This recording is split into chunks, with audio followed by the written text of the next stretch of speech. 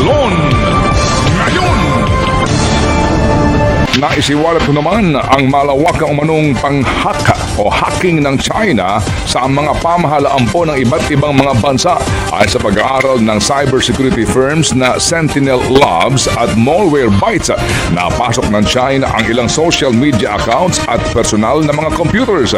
Inilabas umano ng pribadong kumpanyang iSoon ang dose-dosen ng datos mula sa mga opisina po ng gobyerno sa India, Thailand, Vietnam, South Korea at iba pa. Ipinost ang mga datos sa online software repository na GitHub. Hindi na po mapasok ang naturang website ng kumpanyang iSoon pero lumalabas po na ito'y nakabase sa Shanghai at may mga opisina rin sa Beijing, Sichuan, Jiangsu at Zhejiang. Wala pang komento ang kumpanya sa naturang sinasabing data leak.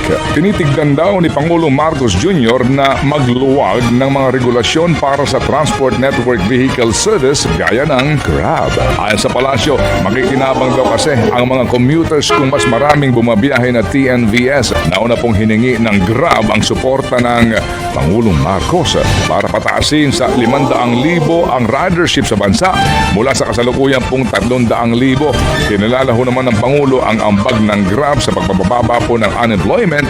Opo, at binabanggit din po naman dito, bukod sa pagluluwag daw ng TNVS regulation ay titignan din ng Pangulo ang legalization ng mga motorcycle taxis bagamat ano po, ang reklamo po naman kontra sa Grab ay sangkatutak. Umakyat na sa mahigit na 25 pesos per kilo ang average farm gate price ng palay nitong Enero. At ayon po sa Philippine Statistics Authority, higit na 40% ang itinaas niyan mula noong pong Enero ng 2023. Noong nakaraang taong kasi ay wala pa itong 18 piso per kilo. Mas mataas din ito ng halos 10% mula Disyembre noong pong wala pa itong 23 piso per kilo. Ayon po naman sa pagbabantay po ng bantay presyo, bahagyang bumaba daw ho ang presyo ng bigas sa Metro Manila. Meron na ho mga well-milled rice ngayon na mabibili sa 45 pesos per kilo sa mga pamilihan at 50 ho naman sa per kilo po ng premium. Ang iba ho hinahanap na punasan yung 20 pesos per kilo. Ignit ho naman ng PNP na wala silang namomonitor na banta o manong ipapapatay si Kingdom of Jesus Christ leader Pastor Apollo Kibuloy. Ito nga po'y kasunod ng pahayag ng pastor na may banta raw sa kanyang buhay kaya siya nagtatago kahit pa siya po ay nilabasan na ng subpina ng Senado at ng Kamara ng Representante. Nakahanda naman daw po ang PNP na bigyan ng seguridad si Kibuloy sakaling siya'y humingi nito. Nauna pong inakusahan ni Kibuloy ang pamahalaan ng Estados Unidos na umano'y nagpaplanong siya'y ipapatay. Meron anyang mga itinalagang hitmen para siya'y hulihin at patayin. Idinawin din niya si Pangulong Marcos Jr. sa umano'y balak ng Amerika laban sa kanya. Ayon kay Kyla, ito ang pinakamalaking dagok sa kanilang pamilya.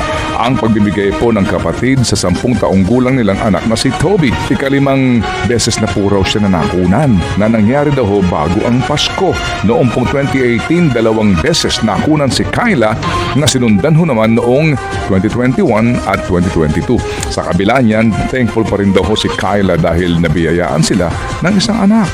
Ngayon nga daw po ay bonus na may tuturing na sila po ay nabiyayaan nga ng isang anak at kung sakasangali nga po kahit daw po isa pa. Para bubuksan ang kampanya sa FIBA Asia Cup Qualifiers, dikit ang first half sa pagitan po ng dalawang koponan pero pagpasok nga po ng third quarter, nakalayo ang Pinas sa pamagitan po ng 30-9 run. Nagtuloy-tuloy ito hanggang fourth quarter tungo po sa 94-64 na panalo para nga sa ating pambansang koponan. Nagtala po ng 16 points, 7 rebounds at 7 assist at 3 steals si Justin Brownlee. Yan po ang kanyang unang laro matapos po ang kanyang gusot sa Asian Games. 15 puntos naman ang iniambag ni Kevin Kiambao. Sinapo naman ni Kai Soto ang kakulangan sa big man ng Gilas matapos po ang kanyang 13 points at 15 rebounds. Sunod po makakalaban ng Gilas ang Chinese Taipei sa PhilSports Arena sa araw po ng Linggo alas 7:30 ng gabi at yan po ay mapapanood pa rin na live sa One Sports Plus. Ted Filon at DJ Chacha ngayon nasa Radyo 5 92.3 News FM Monday to Friday 6 to 10 a.m.